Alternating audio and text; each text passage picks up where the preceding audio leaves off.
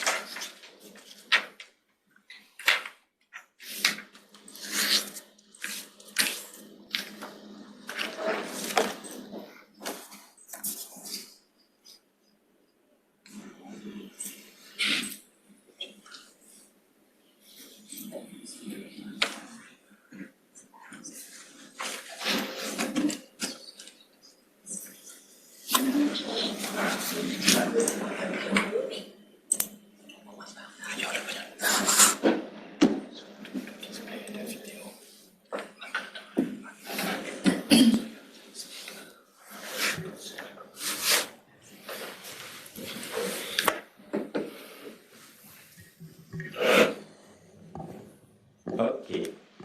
Thank you very much, dear Christophe, for your very warm word. And thank you very much, Valeria, for coming from so far to join us for the launch of this book. Good afternoon, everyone. I'm very pleased to be with you today to discuss a critical piece, not only regarding the content, but also regarding the need to decenter the perspectives of our disciplines, particularly global governance. So why this book or this edited volume? The 10th session will come later to Marie and all the team. But before I go in detail, I would like to show you a short video to present what we have been doing over the last 3 years.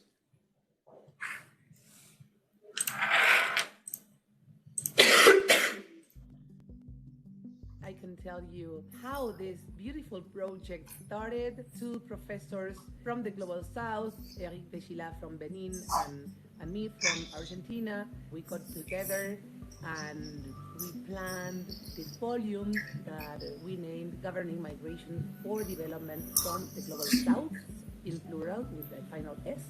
Nous insistons sur la pluralité du Sud parce que dans la littérature, le Sud global correspond à une réalité qui couvre plusieurs spécificités. La question de la migration a souvent été traitée dans une perspective sécuritaire, mais dans ce volume, nous offrons une perspective décentrée qui permet de réfléchir différemment sur comment le phénomène migratoire pourrait être géré, pourrait être gouverné en recentrant l'être humain au cœur des politiques publiques en faveur de la gouvernance migratoire. The literature on migration, on development, and on the Global South is wide. What we didn't see before the creation of this volume, a book that could put all this together and could put the voices of the Global South, analyzing the governance of migration, but also with relation to the positive aspects of migration. Il est important d'aller au-delà d'une perspective sécuritaire, surtout dans les pays de destination, pour voir de manière constructive ce que le phénomène migratoire peut apporter à tous les acteurs qui sont impliqués. We frame development in the concept of sustainable development. This is the Sustainable Development Goals through the 5 P's approach: people, planet, prosperity, peace, and partnerships. And we assess how migration policies serve sustainable development in a rapidly evolving context. Et la relation entre cette possibilité de se déplacer et le développement durable est autour du bien-être que chaque individu trouve dans l'espace au sein duquel il vit. Et je fais le lien avec la gouvernance globale car aujourd'hui, beaucoup d'institutions, notamment les États, s'inscrivent dans une logique de management de la migration en perdant de vue une des raisons principales qui font que les individus se déplacent de manière volontaire, d'un mieux-être. This volume has recommendations of public policies on positive aspects of the governance of migrations. Practitioners can have a broad perspective and tools to implement in their ordinary work.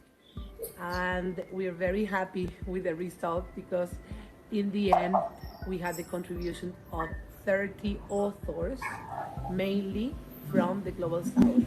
Un des éléments saillants de cette édition, c'est vraiment de montrer que la migration est un levier de développement et que la manière de gouverner la migration doit être désormais autour de logiques de co-construction pour faire de cette réalité humaine une expérience positive pour tous.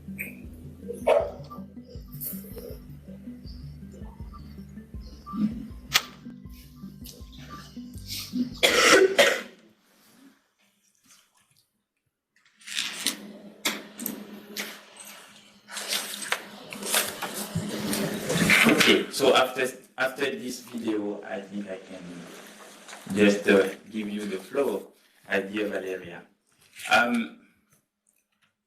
But I would like perhaps to share some views, and sorry if I'm too much academic oriented, but I do believe that one of the critical objectives we try to achieve with this volume is to provide an alternative perspective on the governance of human mobility. As I mentioned, migration has always been viewed as a problem developed through hysteria of xenophobia policies. In many global north countries, people view migrants as a threat, as a problem, people trying to invade them, and then design policies with this mindset. So one of the key objectives was to decenter the perspective and to underline how human mobility should be viewed through positive aspects. Another critical point is usually people approach migration by limiting this to irregular migration. But migration, you have a lot of people who migrate following regular pathways. They play a critical role in the destination country, but they are often invisible. Can I tell you that as a native from Benin, a small country of West Africa, we have today more medical doctors from Benin in France than in Benin. But nobody talked about that. When it's come to deal with migration and the issue of people moving, it is always the negative dimension which is presented. So it was important for us to try to deconstruct the negative vision of migration beyond this very limited understanding as a problem. But it was also important to underline the agency of the so-called subaltern actors in the international system. For those of you, and I'm very glad to see many of my students here today, in the international relations field, the so-called subaltern actors are often portrayed as l'angle mort du système international, those who play no role, who has no influence in the making of the global governance. So another objective was to really underline how these so-called subaltern players contribute to the making of the global governance, particularly in the field of migration.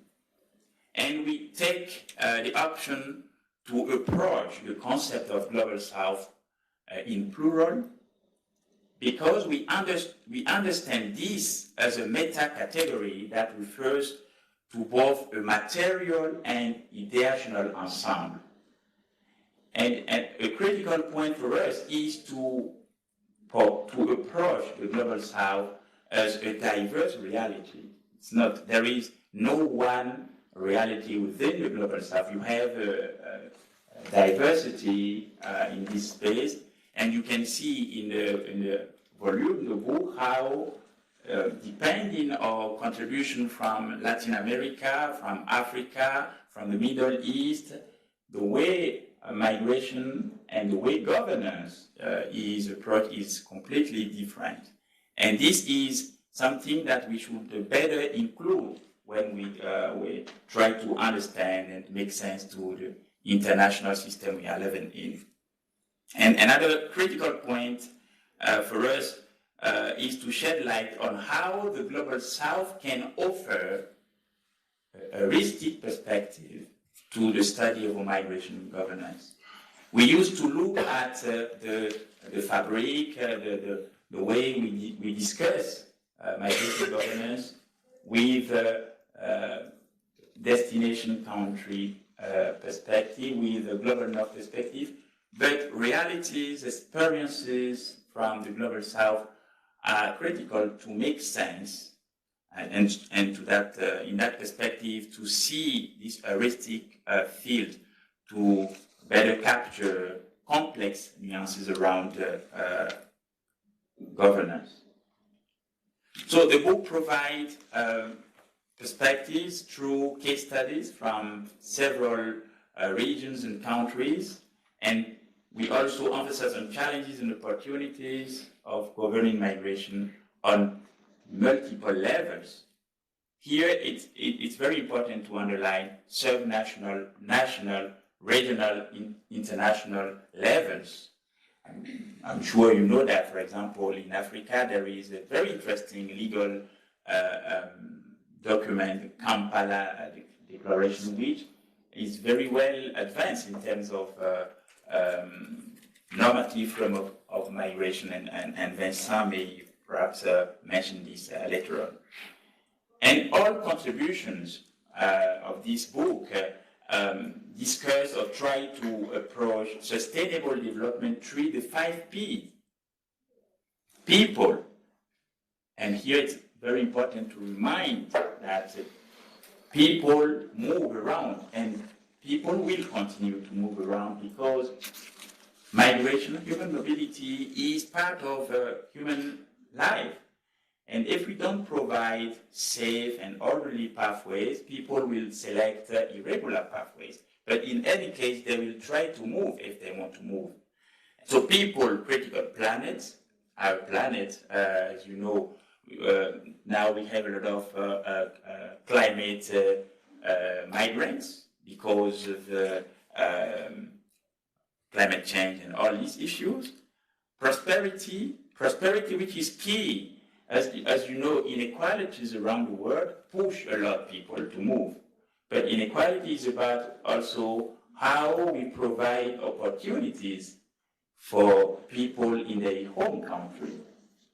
I'm very glad to see some African students here, but I'm sure that in many African countries, if young have the possibility to have a decent work, to project themselves, they will not select pathways of irregular migration. So prosperity is critical if we want to better govern migration. And of course, peace. Should I mention the large waves of forced migrants because of civil wars and any forms of conflictuality? Today we have in many places a lot of challenges regarding peace, and then people have no choice to move. But to deal with all these, we need partnerships, and partnerships are critical, not only within member states, but also type of actors, NGOs, subnational actors, cities, and so on. We went through COVID-19. It has been mentioned, the rise of nationalism, xenophobia, all these challenges have direct impact on migration and migration governance. So it is more than ever important to connect migration governance to sustainable development in the Global South, and to make it by connecting these initiatives and policies to the 2030 agenda, which remain the main framework. But you see my perspective on African region. There are also very important and very interesting regional policies which are not well known. And another objective of the volume was to shed light on these. The African Union has its 2063 agenda, which has an important dimension on migration and providing to new generation pathways for sustainable development. Now I will stop, and I see Christophe agree with me, and let my colleague Valeria elaborate more on multi-level governance. Thank you. Thank you so much, Eric. And let me please first start with big thank you, enorme merci, muchas gracias, grazie mille, danke schön, obrigada demais, domo arigato gozaimasu, in every single language. Thank you so much for this. There are so many people to be thankful, starting with the editorial board for this hard work in 3 years. Thank you, Hugo. Thank you, Marie. Thank you, Christophe, Graciela, and a lot of research assistants such as Cecilia, Victoria, Inur, Michelle in Mexico, also Daniela. And thank you on the first place, Eric, for inviting me as co-editor. This is such a great honor, and it has been a nice journey. And in the meantime, we not only worked together professionally, but we became very, very close friends. So this really touches me. And also, thank you to all the authors. Thank you, Jenny, for being here. And I feel you close, although you are far, far away in the Philippines. And thank you to the ones that provided funds for this. Thank you to the Swiss government. Merci beaucoup, Vincent Chetail, and gracias. Thank you, Maria Jesus Alonso Lormand, for the presentation, for being here. And I know that there's so many other people that I should be thankful right now, but I don't have the time, and Christophe is looking at me saying, start with your presentation. Well, thank you. Thank you to the students that are here present today. And now, we want you to read this. It's really worth it. So one of the most important parts is on your hands. Thank you, Eve. Thank you. So many, many people in here.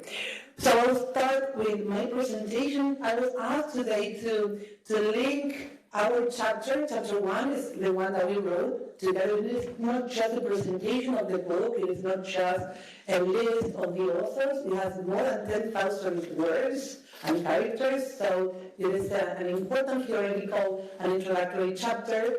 And all these theories, the ones that Professor Degila synthesized a little bit, now I will give you an example, an empirical case in Mexico, on how we can use this big theoretical framework to a case. And I chose a case of my research, one of my research areas, which is the link between migration and health and the 2030 agenda of sustainable development, especially SDGs 3, 10, and 17. Okay, so these are these goals that I address particularly, and targets, special targets that I mentioned on my writing, especially 3.8, which is achieving universal health coverage. This is really idealistic, but it's a very important target, especially in countries that are really uneven and whose health system is unequal, and not a lot of people have access to this healthcare system, especially migrants and other communities that are left behind. And this is what the agenda doesn't want to. The 23 agenda wants to leave no one behind. Then on SDG 10, on the Sustainable Development Goal number 10, we have explicit reference to migration, and target 10.7 says that the goal should be to facilitate orderly, safe, regular, and responsible migration. We can debate the whole day about this. So safe for whom, regular for whom, and responsible for whom. Well, I won't explain much more of this, but there are other goals and targets where migration is transversal. And the last one, number 17, has a lot of very important targets, such as 17.17, encourage and promote effective public, private, and civil society partnerships We cannot work alone in international development cooperation right now. We need partnerships. And 1718 explicitly mentions the importance of disaggregated data. We need data in order to understand what's going on. So you students, especially for you, this is very important. Go get the data, yes, and compare sources of information. Okay, so, and now link the three aspects: health, migration, and partnerships. In the case of migrant access to healthcare, the case of migrant caravans in Mexico. Let me explain to you what this is, what caravans are. Well, historically, this is very important. We need a historical perspective here because in Central America, the causes of migration, although they are the same right now as many years ago, they're different. There's a difference. The moment in history around 2009 or 14, where migrants migrated alone, especially alone women and alone men, migrating to the United States through Mexico. I call them MIT. This is not the Massachusetts Institute of Technology. These are migrants in transit through Mexico. So there were especially adults migrating alone and reaching the United States, and then the possibility was bringing the family afterwards. But in 2014-15, more or less, something changed. Due to all these insecurities in the path through Mexico, and we have to say, and this touches me a lot, we have horrible numbers, speaking about getting the data. We have now in Mexico more than 100,000 missing people, and most of them are migrants from Central America. So we have this horrible number, and people in Central America decided to migrate in groups, in caravans of thousands of people. There are not many, really. There are like 3,000, 1,000. In different moments, they go together so that they feel more secure, they feel safer this way. And we have here a change in the flow of migration. We have entire families, people with disabilities, we have pregnant women, we have children and adolescents that are non-accompanied, so unaccompanied children and adolescents, we have babies, we have the elderly. So this is very important to look at this in a historical perspective. And then, well, we have a lot of policies that I don't have the time now to go into detail in the United States after the Trump administration, where we have policies that people had to wait in Mexico to be accepted in the United States, and many of them were made returned, so they were returnees to their home countries. So in the year 2019, we have an increase in the number of unaccompanied migrant children and adolescents transiting Mexico, and the cause is all these push factors of migration from Central America towards Mexico, all these people that have the American dream to reach the United States.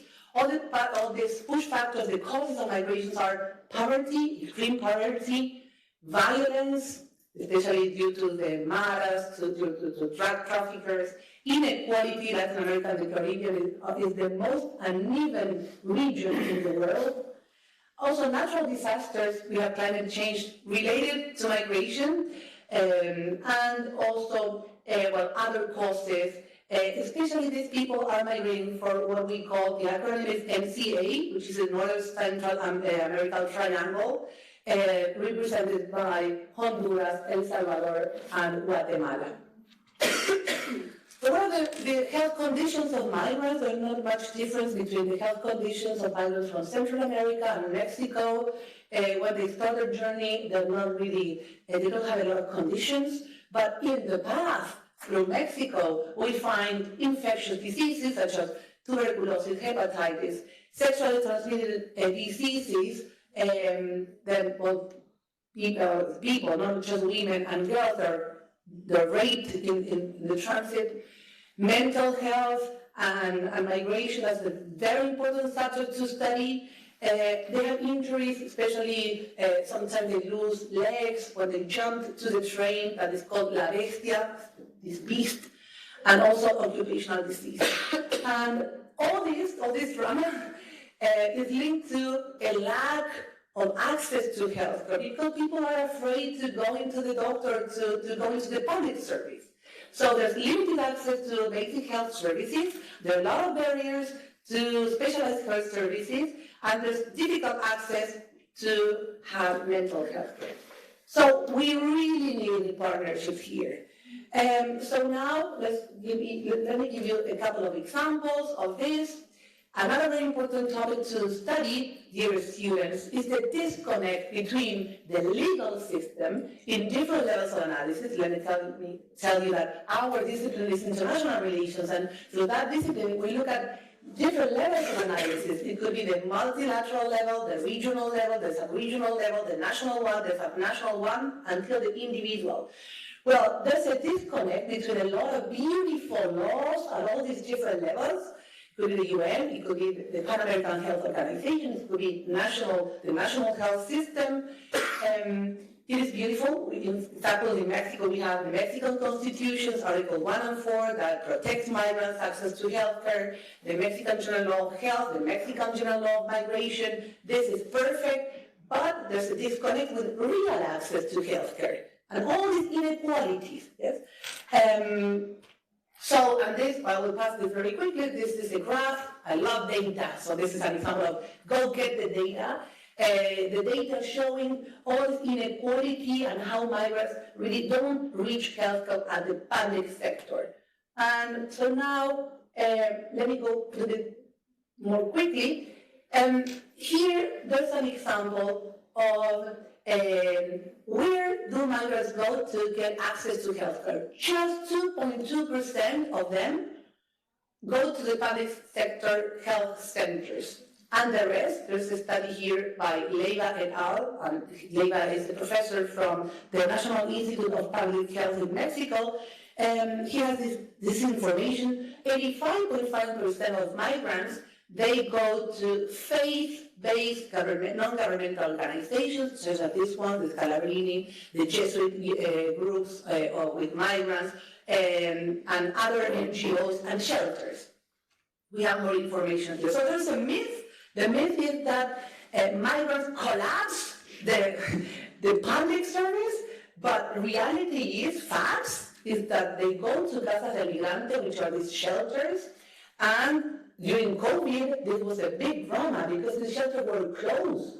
So they were left behind these shelters, and there, of course, they could not have access to basic measures to wash their hands, to have social distancing, and of course there were more exposed to organized crime. They didn't have access to healthcare, and they didn't have any services, including other basic services. So I'm going to finish, Christophe, please don't be nervous. I'm not reaching the end of my presentation. And this is, I can send you information on this. This is my passion. This is what I publish. This is what I teach.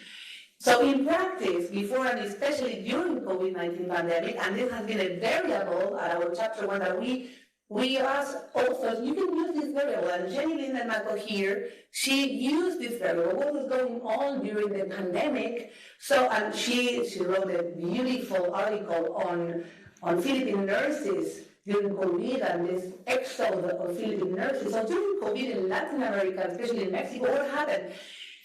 The guarantee of these rights, the right of healthcare, the rights of migration, has not been fully materialized.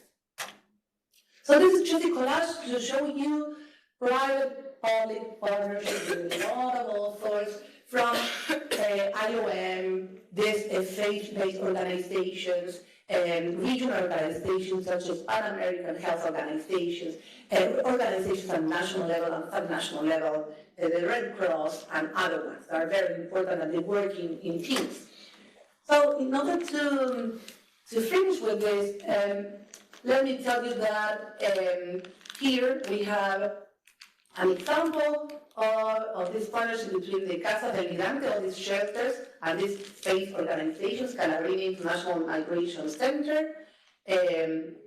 So there's a field of healthcare where the presence of solidarity doctors, groups and organizations is more present to provide free healthcare to migrants through these multi-stakeholder partnerships. So the conclusion of this empirical case is that the 2030 Agenda is an opportunity to connect sustainable development, that is a very important variable of our research, This institute and this beautiful journal is called International Development Policy, but we link development with sustainable development, with the 5 dimensions of development, with the 5 Ps. These are what Professor Degila mentioned before: the P of people, migrants, the P of prosperity, economic aspects, the P of planet, environmental issues, the P of partnerships, very important ones, and finally, and last but not least, the P of peace.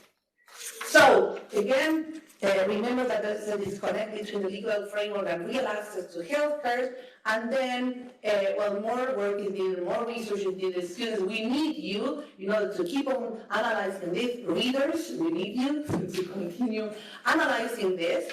And our conclusions now, I'll pass the microphone to my dear colleague so that he can close this presentation. Thank you very much. Thank you very much for your question. And very quickly, just to conclude by saying that if we want to advance migration governance, we need a more nuanced understanding of our contemporary international system. We should pay more attention to experiences outside the core. We are living in the cozy Geneva here, but migration realities are more complex in the periphery, and we need to look at what is happening outside by providing not only interest, but in terms of knowledge production, this very important idea of gravitas. The way you value knowledge produced also outside the core. That's why we are very glad to outcome of this project, where voices from the Global South are important to show the inter-twin level of analysis in the migration governance, with the main idea of how human mobility should be approached differently by looking at the most important factor or elements human being. And thank you, Christophe, for your patience. Thank you very much, Valeria and Eric. We just ask, and thank you, Jenny, for your flexibility. Maria will now speak, and Jenny after, so we give Maria the opportunity then to go to another very super important meeting. And we switch from scholars to practitioners and then back to scholars. So that's also the spirit of DEFCON. Maria, merci beaucoup. So thank you, Christophe. Well, my presentation will be a bit different because I'm not an academic person. So I'm going to talk more from the field, from the project that the Canton is supporting. And also because, as Valeria said, we are a French, English, American, Spanish, Japanese, we speak all the languages. I decide that I'm going to speak in French. Sorry, they told me that it's able, that everybody understands French. On confirme. Confirme. Alors voilà, donc le Canton de Genève soutient la revue depuis 2018 et c'est très important pour nous d'être impliqués dans ces revues des politiques et de développement, pas simplement le contenu qu'il y a dans ces différents articles, mais surtout pour aider les chercheurs, pour aider les chercheurs des pays du Sud à pouvoir travailler et faire des recherches sur des sujets qui sont en relation avec le développement, mais aussi pour avoir ces open access pour que les gens dans les pays du Sud puissent aussi avoir accès à tous ces documents. Dis ça, juste 2 points sur qu'est-ce que c'est les services de la Solidarité Internationale des Cantons de Genève. Pourquoi les Cantons de Genève soutient ces revues? C'est parce que les cantons ont un fonds spécial, un fonds de Solidarité Internationale, on appelle ça. Il y a une loi qui prévoit que les cantons de Genève, chaque année, va donner un 0,7% de budget de fonctionnement pour le développement et l'aide humanitaire. Bon, c'est pas exactement 0,7%, le budget il est un peu plus bas, mais le canton de Genève fait un effort important et chaque année, il y a 18 millions de francs suisses qui sont consacrés à des projets d'aide humanitaire et d'aide au développement. On soutient évidemment des grandes organisations comme le CICR, on soutient des grandes organisations comme l'UNICEF, on soutient des projets de la Genève internationale. Et on travaille dans beaucoup de domaines différents, mais principalement les droits humains, parce qu'on est à Genève, hein, c'est les berceaux des droits humains. On a aussi des projets de santé. Et Genève est aussi un pôle important pour la santé internationale et la santé globale. On a aussi des projets d'éducation et de développement, évidemment. Et depuis déjà... Depuis 2010, je dirais, on a un focus spécial aussi dans le changement climatique et l'environnement, donc différents types de projets. La façon de travailler, c'est à travers d'organisations qui sont basées à Genève et qui vont gérer les projets qui se font sur le terrain avec différents partenaires. Donc, on n'a pas une stratégie claire définie par rapport aux migrations et coopération internationale, aux migrations et au développement, mais on essaie de soutenir dans les projets que les organisations nous présentent des situations dans lesquelles il y a un déplacement des populations ou une réponse à des situations où les personnes sont déjà sur place. Je vais vous donner quelques exemples. Et par exemple, ça enchaîne bien avec la présentation qu'a fait Valeria et que j'ai beaucoup appréciée sur la situation en Amérique centrale. On travaille avec une organisation qui s'appelle Casa Alianza, qui travaille au Guatemala, Honduras, au Salvador et aussi au Mexique. Et nous, on soutient un projet, par exemple, au Honduras. Vous l'avez très bien dit, la situation en Amérique centrale est terrible pour les jeunes, surtout. Les causes de ces départs des jeunes, c'est évidemment la vulnérabilité, le manque d'emploi, la situation économique, mais aussi beaucoup la violence qu'ils subissent sur place. Un petit pays comme l'Honduras, chaque jour, il y a 2 mineurs qui se font tuer par les maras. C'est des situations vraiment incroyables. Et cette association, ce qu'il a fait, c'est qu'on a monté un centre d'accueil dans la frontière entre l'Honduras et le Guatemala pour les jeunes qui sont renvoyés, soit le Mexique, soit parfois déjà le Guatemala. Ils arrivent dans des bus, ils arrivent à la frontière et ils sont laissés là. Et le but, c'est de vraiment déjà les accueillir, essayer de voir quelle est la situation au niveau de l'identification, parce qu'évidemment, ils vont partir soit sans papier, soit ils se sont fait voler les papiers en route. Donc l'idée déjà, c'est d'identifier ces jeunes, discuter avec eux, voir s'il y a une possibilité de réinsertion dans les familles. Et sinon, il y a des centres résidentiels dans lesquels on peut les accueillir, on peut les donner une formation et surtout une protection. En sachant qu'il y a par exemple plus de 80% de ces enfants qui vont sortir d'un côté et vont essayer de repartir de l'autre, parce que c'est un des problèmes dans la région. Donc voilà, ça c'est un exemple. Je pourrais vous dire d'autres exemples aussi en Afrique de l'Ouest, hein, dans toute la région où il y a beaucoup d'enfants aussi, des rues, des mineurs isolés, et qui partent aussi pour des raisons économiques, mais qui tombent aussi dans des réseaux de traite, des réseaux d'exploitation. Donc là, on a beaucoup travaillé avec la Fondation des services sociaux internationaux pour vraiment essayer de protéger ces enfants. Après, il y a juste un dernier point que j'aimerais mentionner et sur lequel on a aussi travaillé un peu, c'est le rôle de la diaspora dans la coopération internationale. Et j'ai vu qu'il y a tout un article justement dans la revue sur la situation au Ghana. Ça, je crois que c'est très important. Nous, c'est un sujet sur lequel on travaille beaucoup.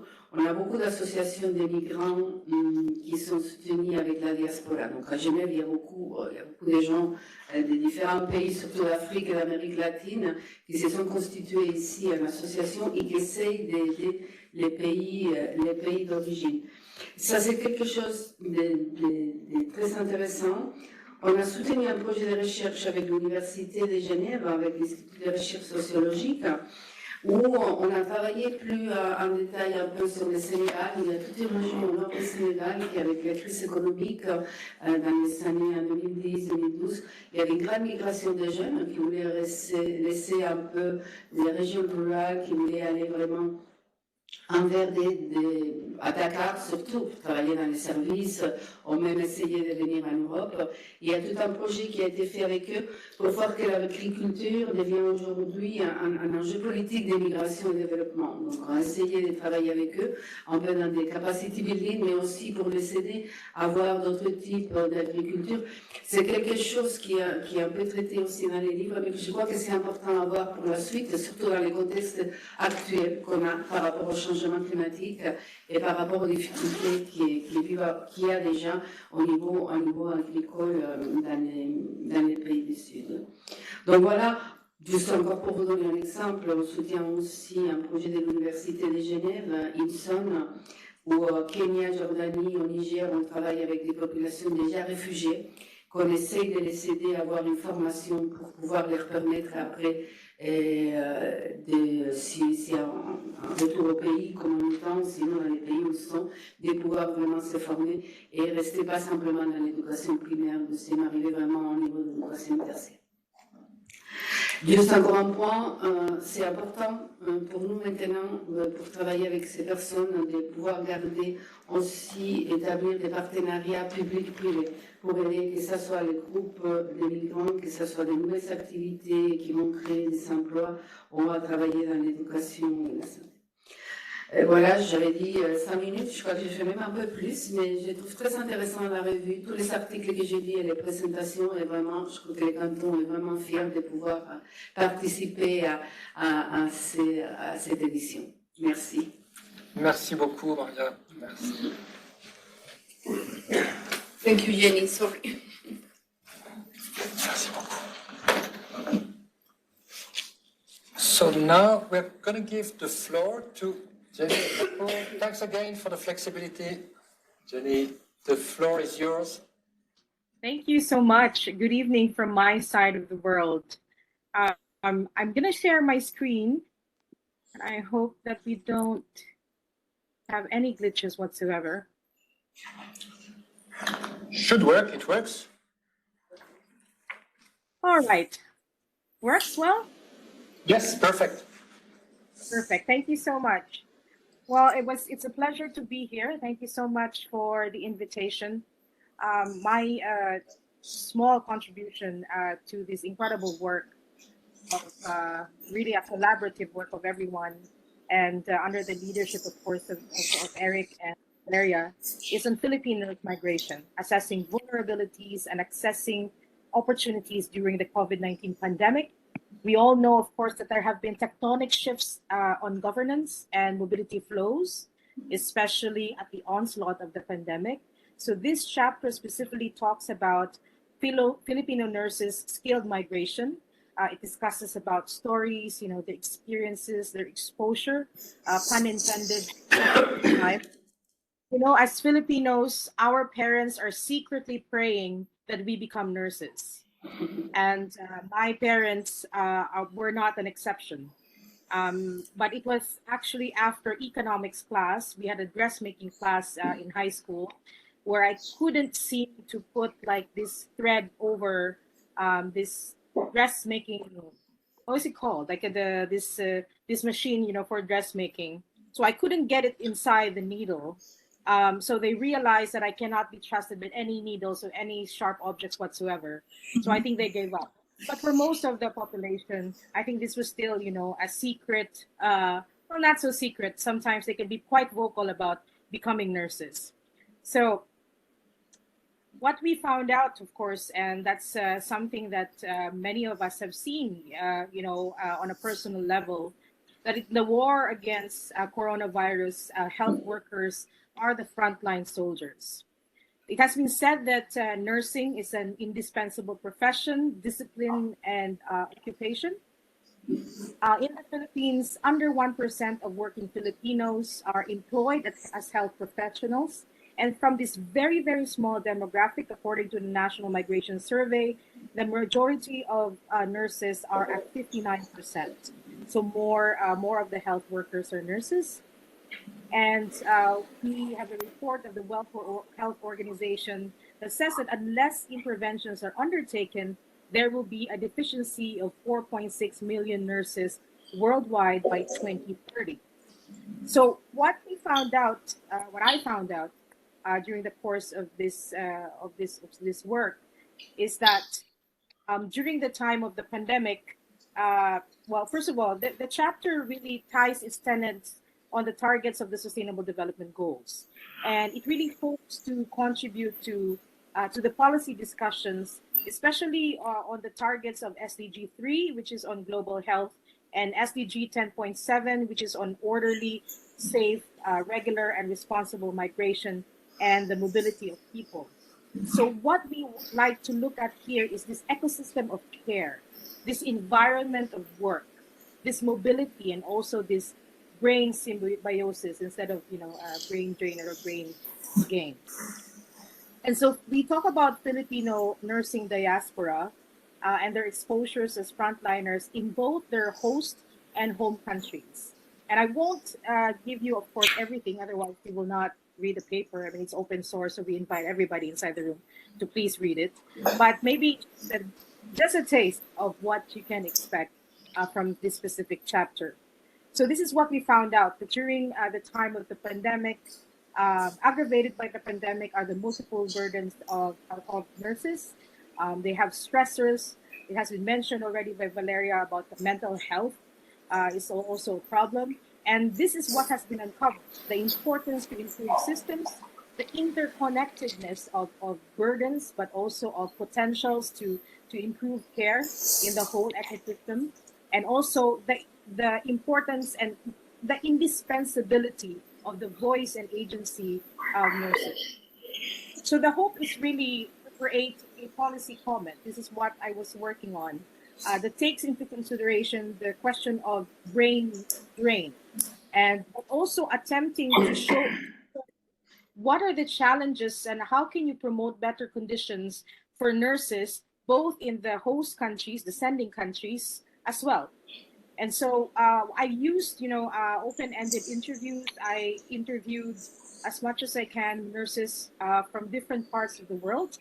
And just to let you know that the Philippines is a preferred source country for nurses because, of course, many of us are exceptionally well educated, and the overseas population is an enormous source of remittances, especially coming from those working in the health industry. So I just would like to tell you as a teaser some testimonials from nurses that I interviewed here. A nurse from the UK. Ever since I was a kid, it was always a dream to be a nurse and work abroad. One of the things that motivated me to pursue a nursing degree is my passion for caring for the sick. Since when I was growing up, I was able to see my grandparents suffer from different illnesses. Second is the ongoing demand for nurses all over the world. And lastly, the endless learning opportunities. Working as a nurse, we have the opportunity to interact with doctors and other medical staff, as well as patients daily, which allow us to learn from other people and allows us to improve our interpersonal skills. So I think even by this first testimony, you already see already a lot of layers inside the conversation. One is, of course, this push, for our environment here in the Philippines to move towards greener pastures, so to say. That we see that the mobility of going outside of the Philippines equals to a better life. On the other hand, you also see the multiple burdens also of living in an extended family as well, and how that is, and how that also informs how you're growing up and what your choices will be. Just one more testimonial, because I only get 10 minutes. The second testimonial here, during the pandemic, a lot of Filipino nurses working here in the UK were affected.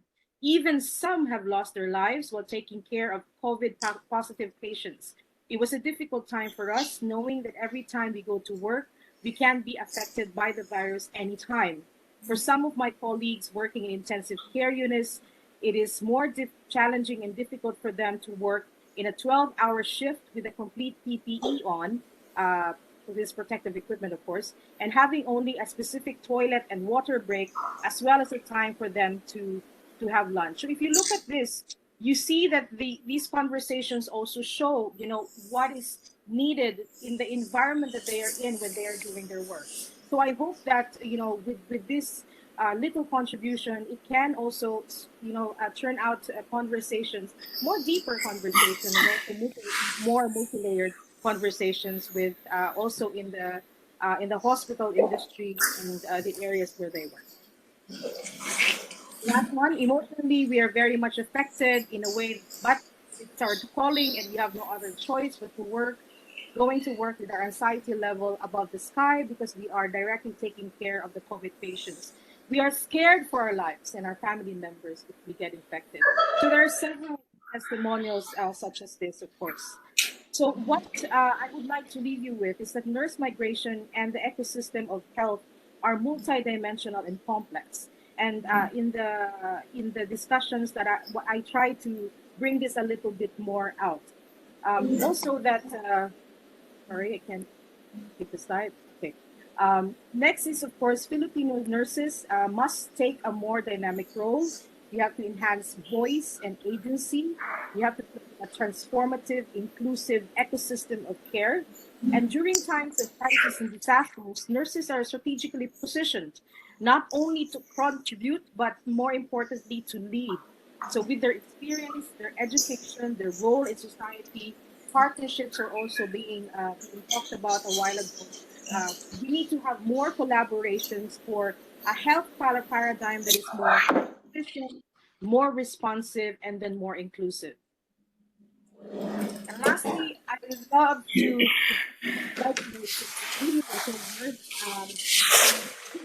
the discussions, not only when it comes to the health and also what nurses migrating on mobility. We need more partnerships. We need synergies, with the government, with the non-private sector, with civil society, but also the private sector. Also, we need to look at leadership. Who holds agency? Whose voices do we need to hear? Also, if since we have like a half circle in the room, in the half circle, what chairs are being reserved? And if there are no chairs for health professionals and for nurses, maybe they can bring their own chairs as well. So fixing the leaky faucets of healthcare, but also on the global governance needs to have these voices as well at the very front. And on a very personal note, I know that, this is, of course, an academic exercise, and this is also on scientific inquiry. But at the time of writing this paper, I have to say that I was also going through really real and very difficult time of my own. And I really would like to thank Eric, Valeria, Marina, and the rest of the team for being very patient with me. At the time that I was interviewing, nurses from different parts of the world about their experiences, about their fears and their hopes, and about how they think that things could be better.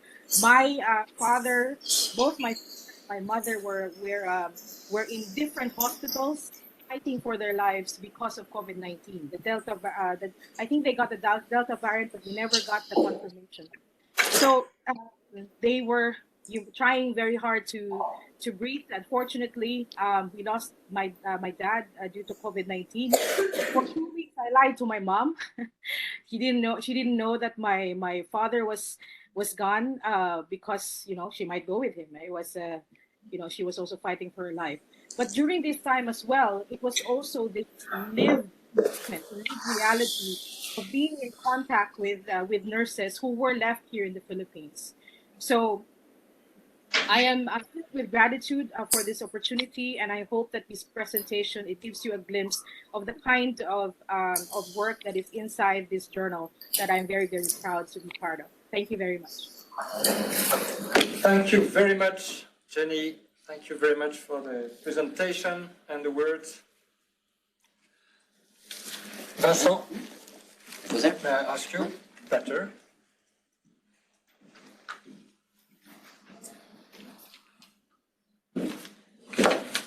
Okay, thank you very much for the invitation, and congratulations, Eric and Valeria, for this great volume, very interesting, and approaching this big issue, this big question from various perspectives. So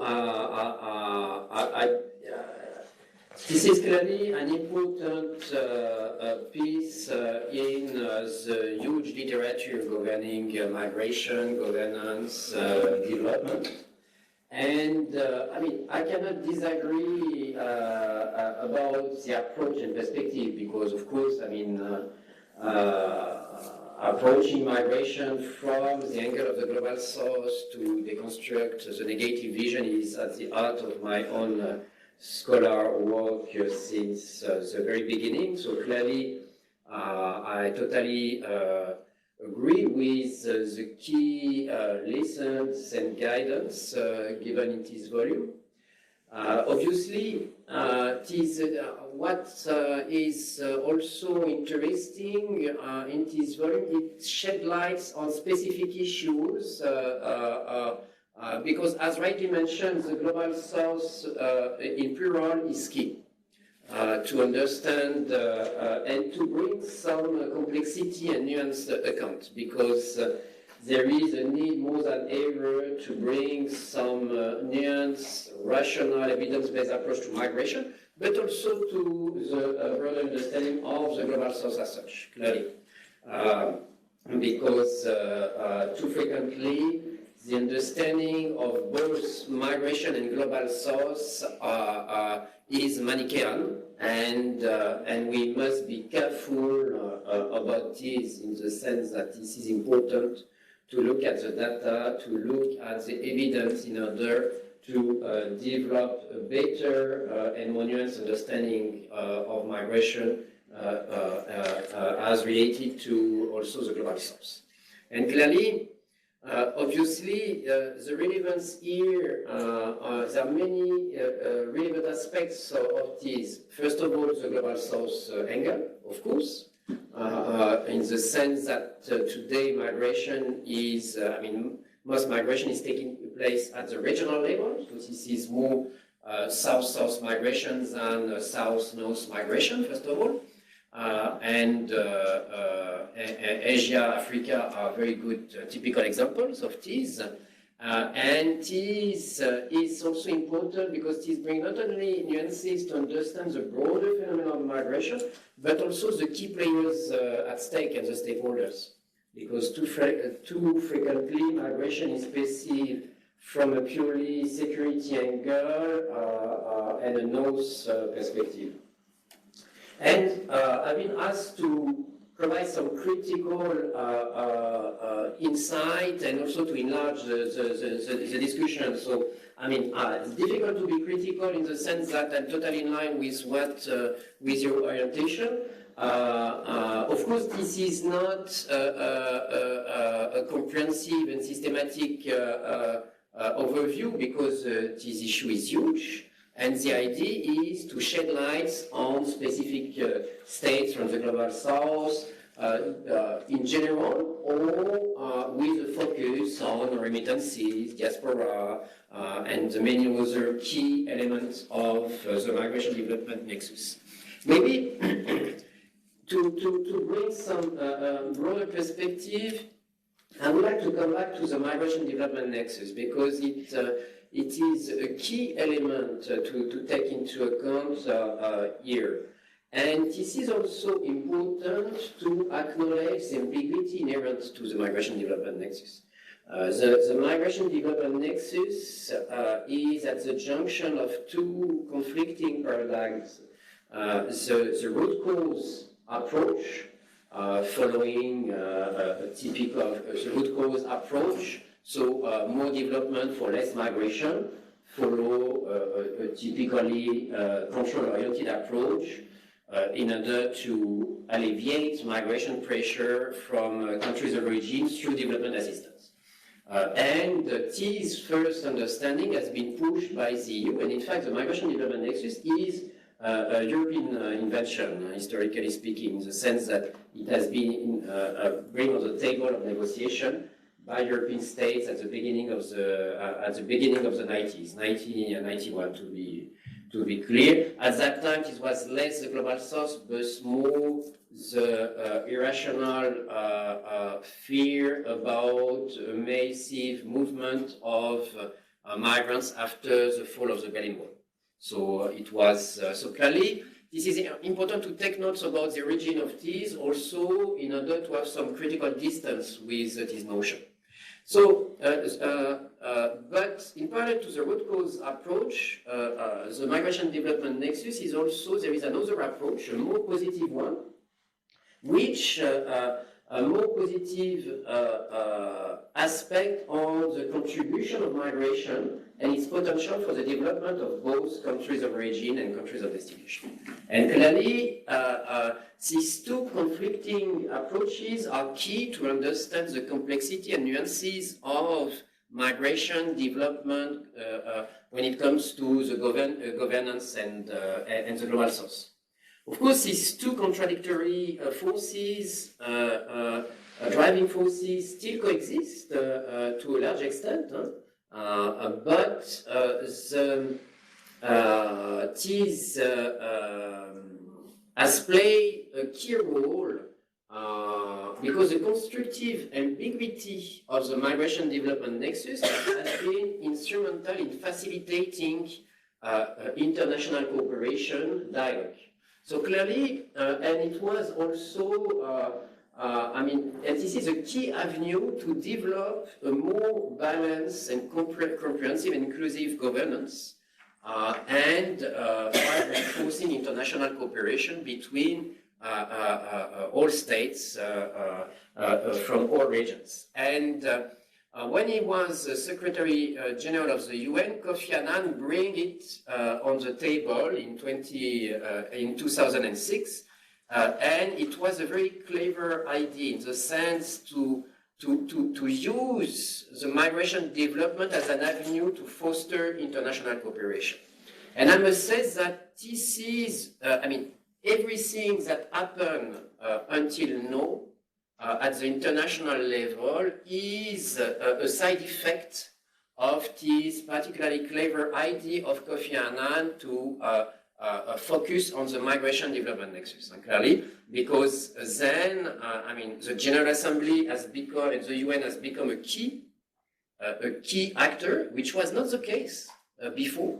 The UN has long been totally marginalized on migration. And this is through this nexus that the UN has become a key player. The General Assembly has organized 2 high-level dialogues on migration and development in 2006 and 2013.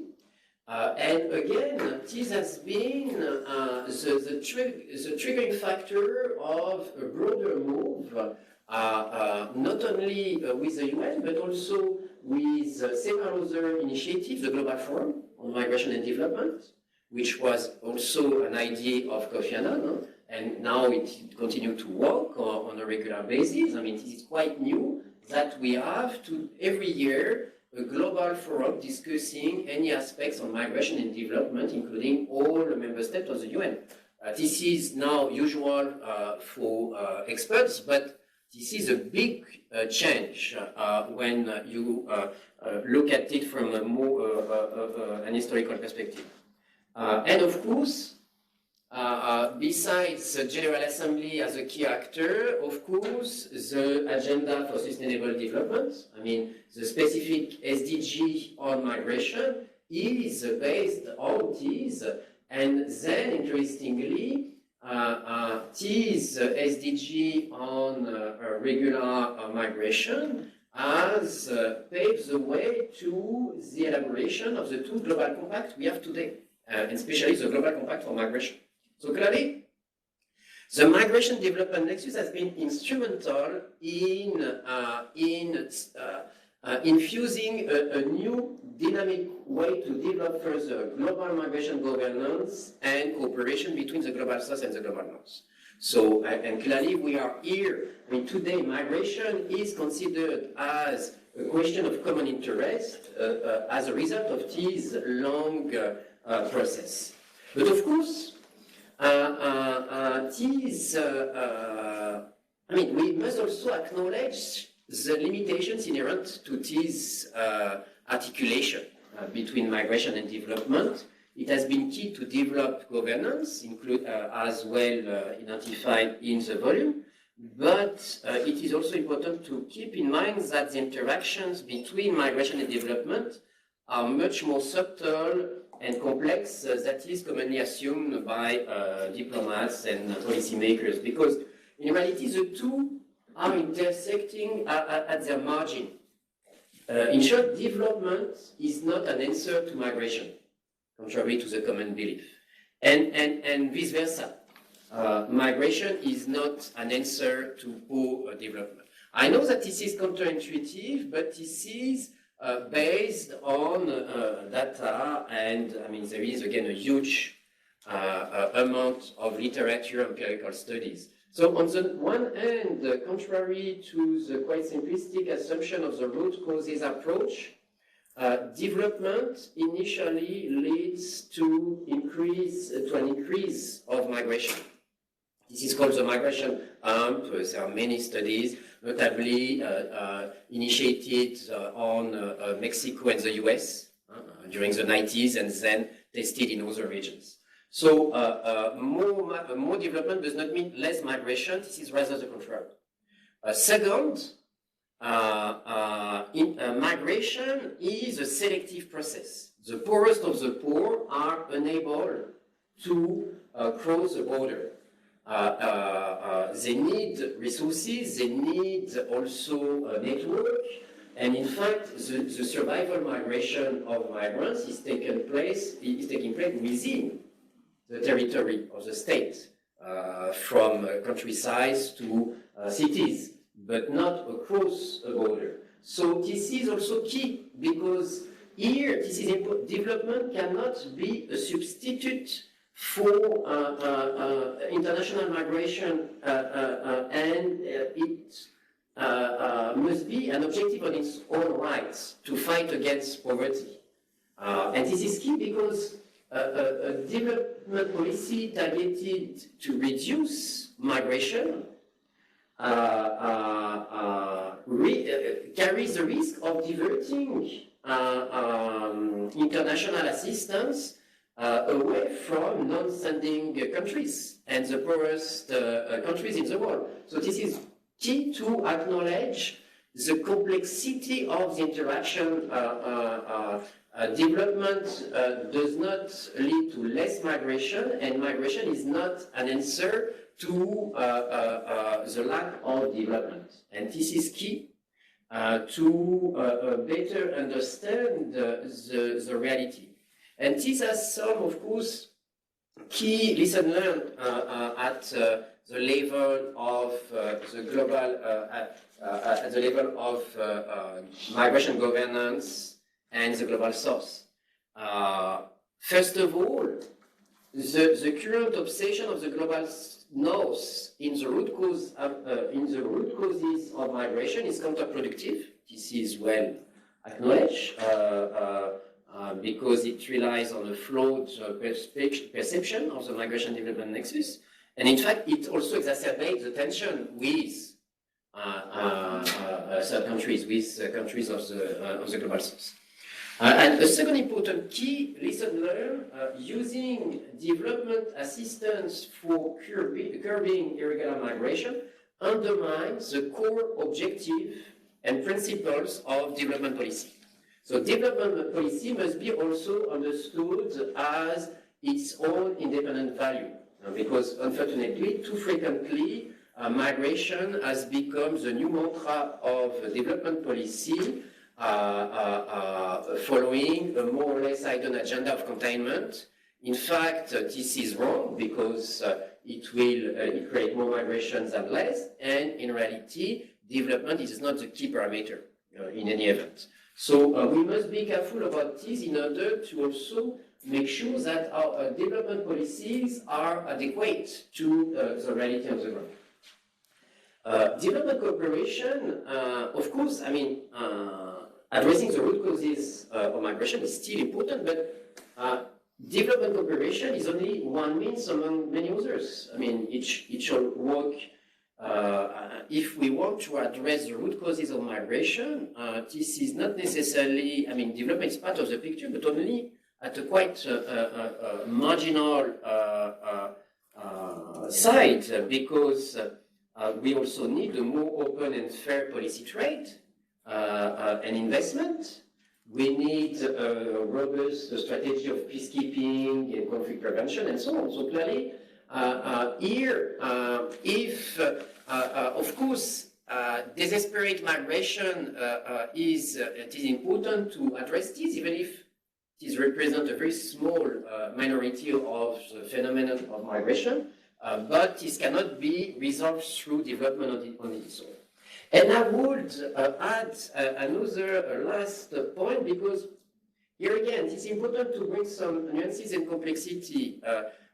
Migration development nexus has been a key avenue for international cooperation between the South and the North. However, of course, this is a facilitator, a catalyst of the dialogue, but not an answer to migration. Migration is not a problem to be solved. Migration is just a reality of our world and since the beginning of humanity, and we have to approach this in a rational way.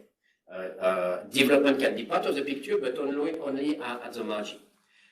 What is more here also intriguing, and we need to take care about this, because this is a facilitator, but we must also acknowledge the drawbacks inherent to the focus on migration and development nexus. Because frequently, and that is why the plural of global south is key, we should also avoid to have a too romantic understanding of what is the global south. Of course, the global north has a key responsibility on many issues. I mean, I know that is. But here, the willingness of the global south to overlook the poor human rights records of some third countries in order to achieve their own migration policies is important, in the sense that now development assistance is used as a new mantra of Western states to curb migration, contrary to the current data and so on. But the difficulty also is that they are dealing with and negotiating with some governments which are also creating migration because of systematic corruption, poor human rights record, and so on. So here again, it is important to introduce some nuances, because this can be at the price of the migrants themselves. In the sense that, and to finish, I mean, because there is a great confusion between migration and development. And there is a great confusion between the two agendas. And in reality, there are two different agendas. The development agenda is different from the migration agenda. There are some interconnection, but again, they must be taken for what they are as such. My main concern is that the great confusion between the migration and development agenda tends to transfer the responsibility of migration control from Western states to countries of origin in the global south. First, and clearly this is, now this is more subtle than this, but during the 90s it was clearly the direction, and it was not an hidden agenda. Okay? And the other important point is that my fear is that the onus of development is also is moved from the country of origin to the migrants themselves, as if the migrants now are responsible for the development of their own country. So here, the risk is that at the end of this process, the development is an excuse to justify containment in the global north, and also in the global south, migrants will become an excuse for underdevelopment and poor governance policy regarding sustainable development, respect of human rights. So this is important that to make sure that to avoid that migrants may become the collateral victim of this dual shift of responsibility, clearly from the global north to the global south and from the global south to the migrants themselves. So clearly, I'm working on migration development nexus since a while, but there is still, I'm always impressed by how this field has evolved. There are a lot to say, but also how the structural ambiguity of this tension is still there with us.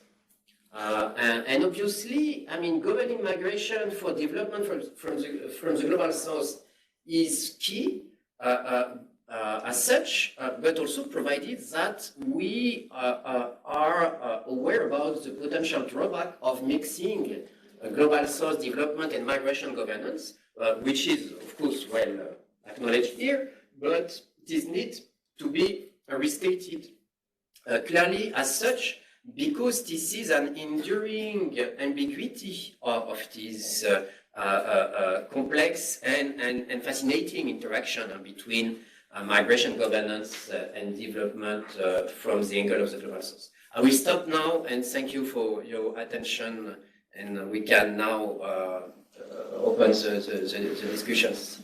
Thank you.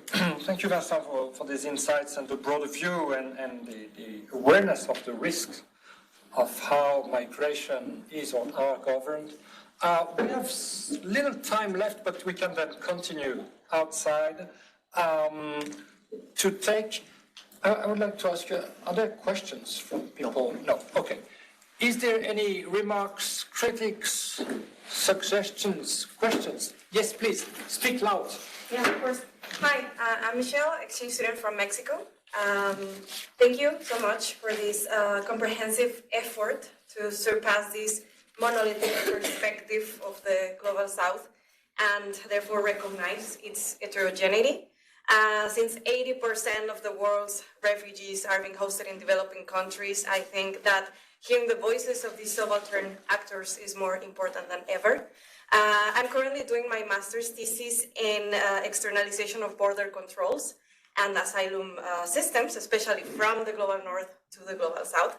So in that sense, according to your perspective and what you have learned through this collaborative experience, I would like to ask about some of the main aspects that practitioners, politicians, or diplomats should have in mind in order to achieve fairer, tailored, and more equitable bilateral and regional agreements regarding human mobility.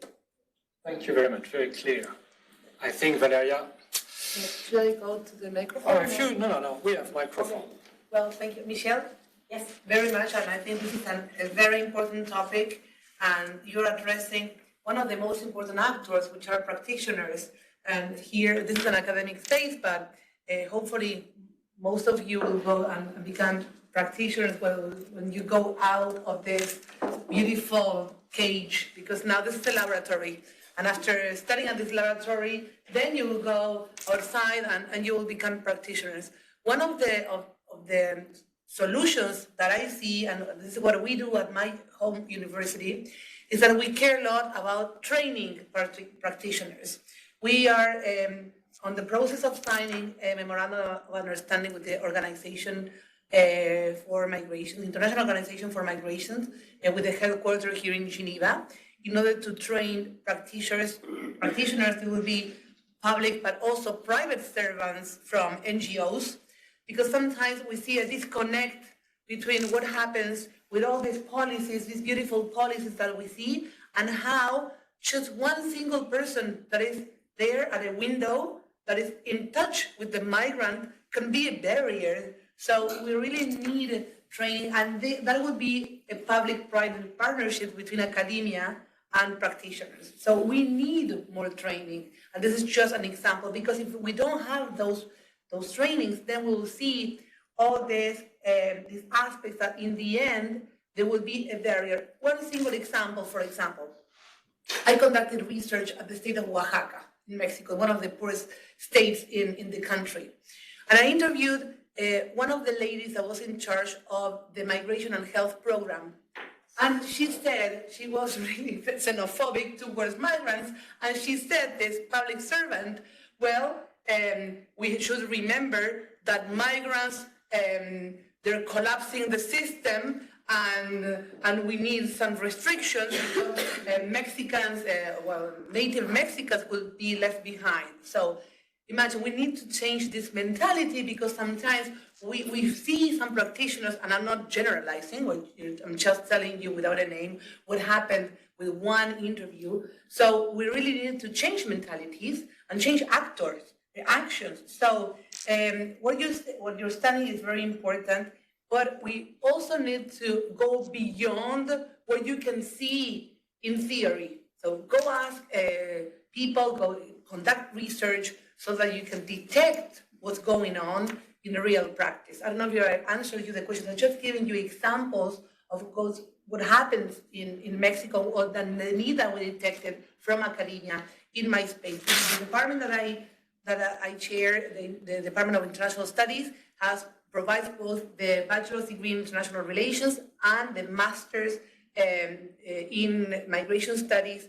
And we care a lot about not only providing analysis from the academic perspective, but also having all these links with practitioners. So thank you very much, Michelle. And of course, I will give you my business card and we'll be in touch. And thank you. Okay, Jenny, please. Yes, thank you for the question. Actually, I started as a practitioner before I became an academic. And one thing that I think is important to note is the intersectionality when we discuss about migration and mobility flows. Also about the different actors that have to be present. So the more voices that are there, the more dialogues that we do, I think it's very important to have that. One important activity that we did when we did a project together with USAID in the southern part of Mindanao, which is also potentially a hotbed also for migration, especially unsafe, migration flows.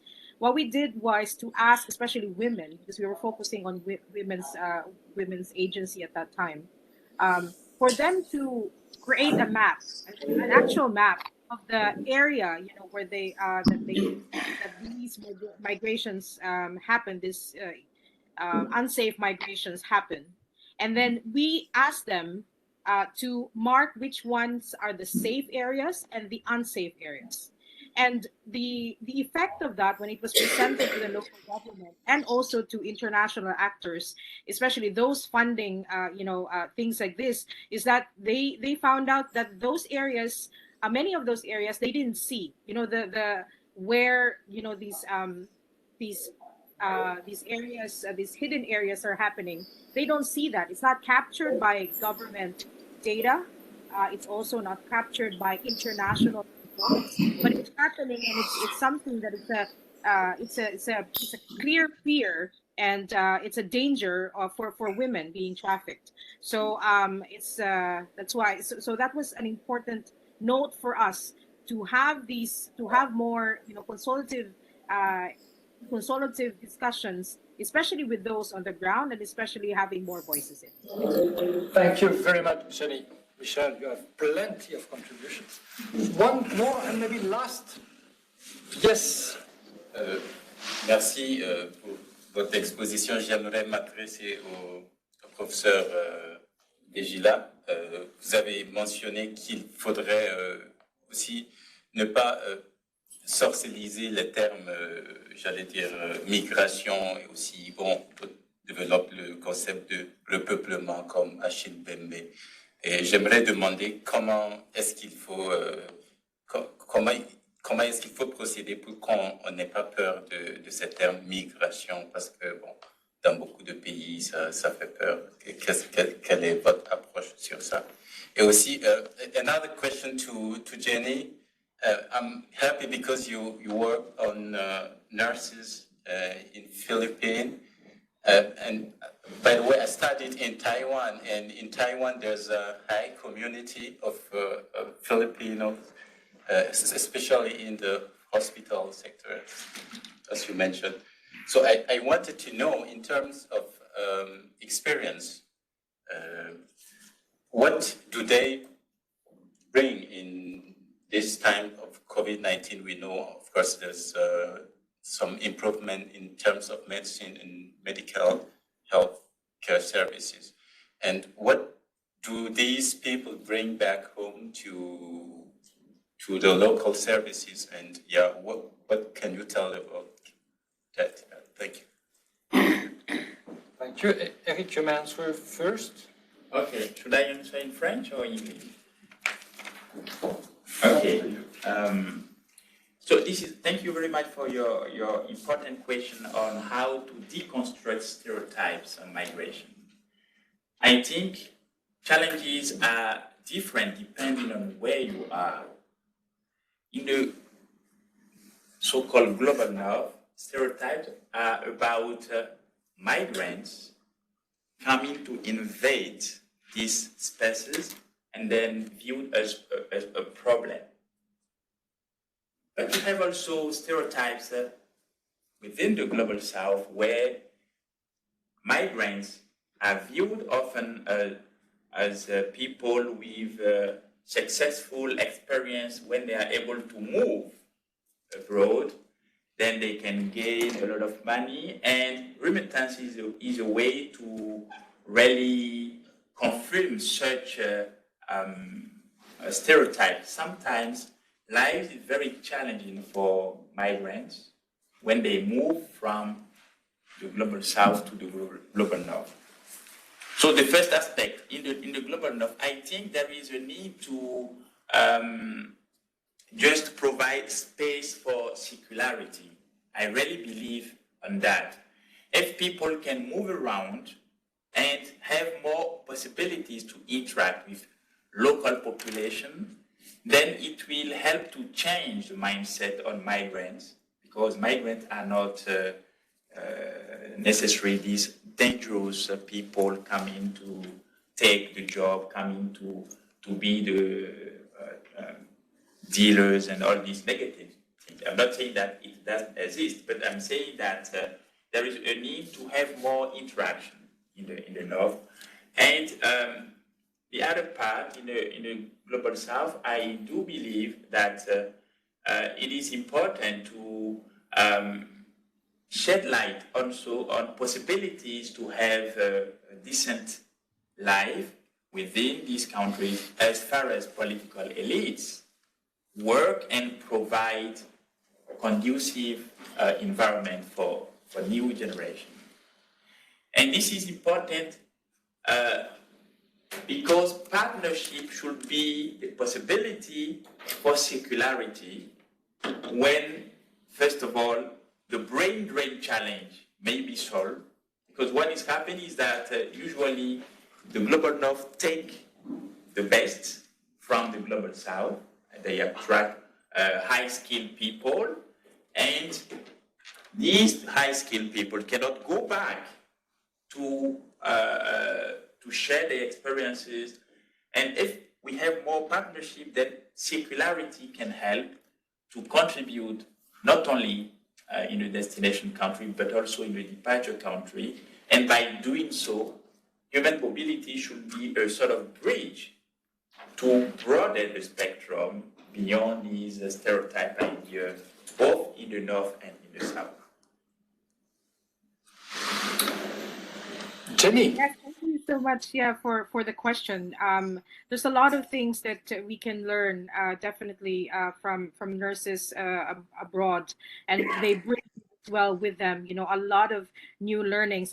I'd like to look at them as knowledge brokers and even diplomats. On one hand, they bring with them the best practices coming from the countries, the ecosystem of care, I think, coming from the countries, the best of that to the host countries, also enriching, of course, their professional realm as well.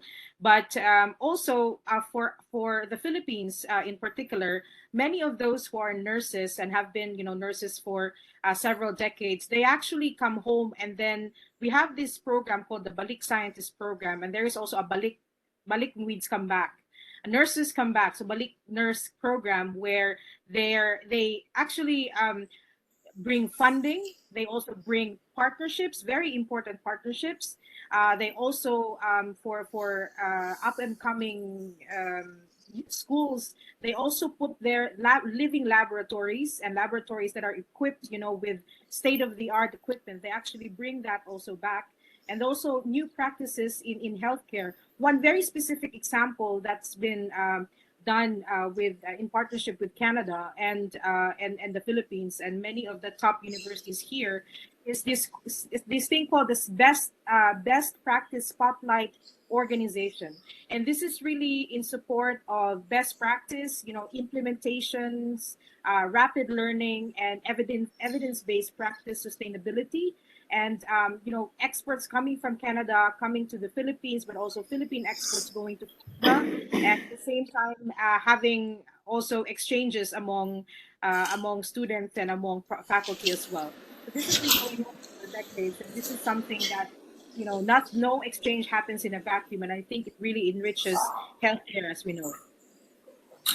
Thank you very much, Jenny. I think it's time to finish this session, not the discussion. I would like to thank and congratulate again the dream team, the two guest editors, but all the authors also. And thank you to those who participated in this session. Thank you, Vincent. Thanks for the academic work, nice concept, this idea of deconstruct. But as we also aim at talking to decision makers and politicians, I think we're going to send right now a copy of this issue to, and I would like to quote her, the Minister of Interior of the Great Britain.